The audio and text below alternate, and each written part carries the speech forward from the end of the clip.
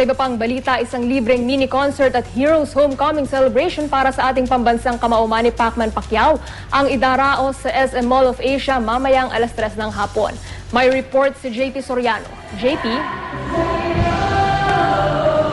Trisha, isang libreng mini-concert nga at isang homecoming celebration ang idaraos ito sa Mall of Asia mamaya ang napukungunahan nating pambansang kamao na si Manny Pacman Pacquiao. At Trisha, puspusan nga ang paghahanda sa stage at music equipment para sa isang libreng mini-concert na pangungunahan nga ng ating pambansang kamao. Tinatawag ito, Trisha, na Pacman Forever Heroes Homecoming. Ang event na ito, Trisha, kung saan inaasahang bibirit na naman sa kantahan si Pacman, makakasama ni Manny mamaya ang mga Asia Songbird na si Regine Velasquez, Rachel Ango, Julian San Jose at mga many prizes host na sina Gladys Guevara, Paolo Conte, Specto, Onyok Velasco at iba pang Kapuso Stars. Kahit walang nakaschedule na many prizes ngayon, nabubusog o mabubusog pa rin daw sa kasiyahan ng mga manonood. Ayon sa mga organizers ng event, pa-advance birthday party na rin daw ito, Trisha, para kay Manny na magba-birthday sa ngayong Disyembre. At may fundraising event din na ginagawa rito kung saan pwedeng magpa-face paint ang mga manonood na habang nanonood sila pwedeng lagyan ng face paint ang kanilang mukha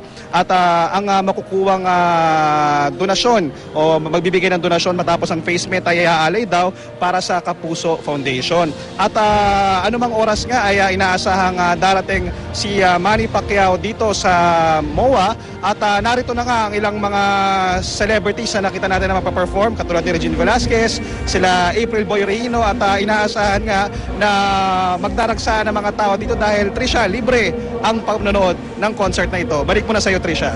Maraming salamat, JP Soriano.